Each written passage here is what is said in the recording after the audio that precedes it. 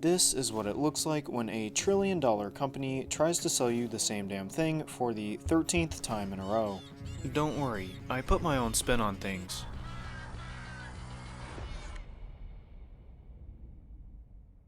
One. Okay, so it's 2020, and this is the iPhone 11, and pretty soon we're going to see the 12, so should you buy it? Probably not.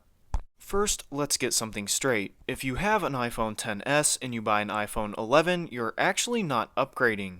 The 11 is actually considered an upgrade for the XR. Whereas the XS upgrade is the iPhone 11 Pro and the XS Max upgrade is the Pro Max. Just like the front, this phone has glass on the back like every other iPhone since the iPhone 8. If you happen to drop this phone and crack the back glass, it's going to cost about as much as the phone itself. In my opinion, glass should never cost $600. Keeping in mind that this is the budget model this year, the sides are aluminum and definitely don't feel as good as steel.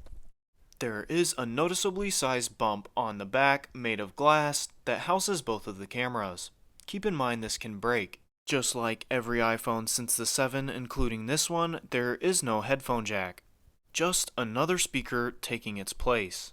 Much like the other models, there is a notch at the top housing the Face ID tech and a 12 megapixel selfie camera. The phone is IP68 water resistant and does have stereo sound, so that's pretty cool.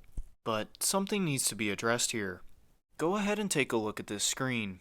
It's a backlit LCD that does have pretty true colors and good contrast, but that's about the only good thing I can say.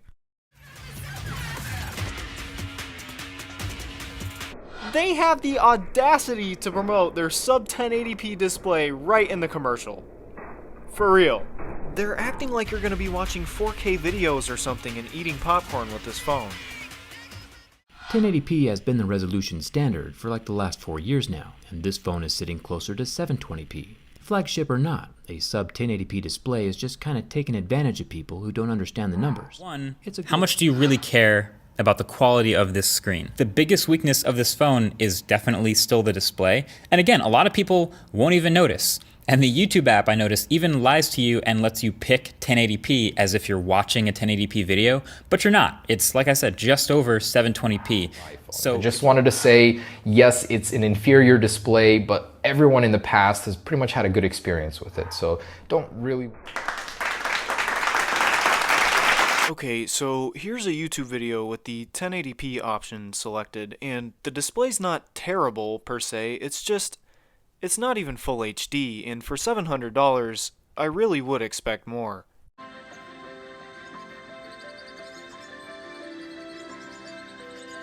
Notice the aluminum-bodied phone on the right?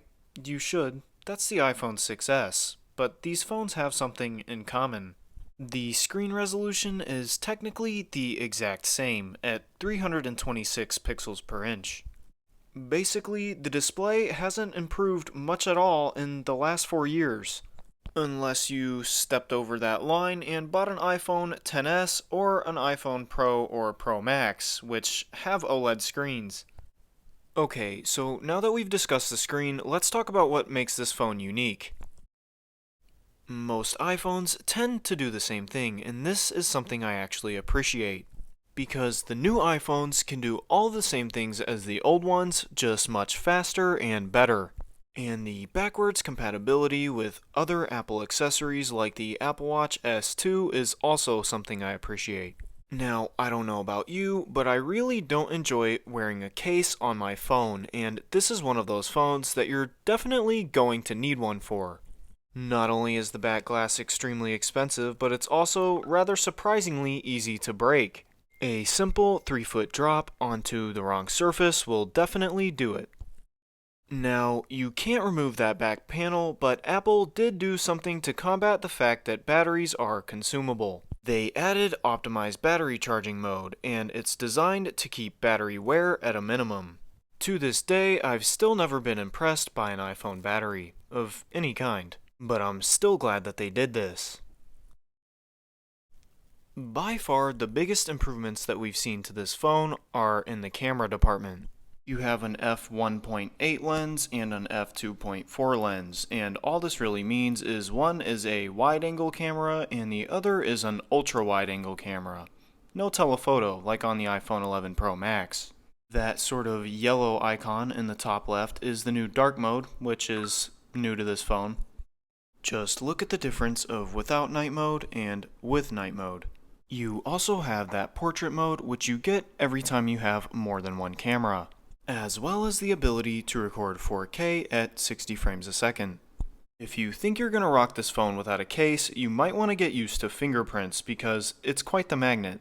There's no headphone jack, so Apple includes their lightning connected earpods in the box. So we've also made this. It's an adapter, lightning to mini phono audio adapter. Ah, perfect. Now I can complicate the out of something that never needed it in the first place. And we're going to include that in the box with every iPhone 7 and 7 Plus as well. Okay, why not the iPhone 11 then? Why should I have to buy an adapter just to use my phone? And they've worked hard to deal with the challenges that have been left there and no one has taken on. What the are you talking about? You guys literally made the only challenge here by removing the headphone jack. So that is why today we are so excited to show you a new product from Apple called Apple AirPods. Oh, okay. How convenient. It's not like dozens of scientific studies have proven this to be super dangerous near the human skull or anything. The dongle costs $9 and is definitely pretty flimsy and sure to break, so I put a spring on mine. On that note, I'm gonna end the video with a few pictures that I took with my own iPhone 11. Keep in mind, some of these photos might look a little bit distorted because I had to crop them to make them fit on your screen now. All $700 aside, this phone does have a really good camera, and you can see that here. Thank you for watching After Hours. Please like and subscribe and leave a comment down below letting me know what you guys want to see next.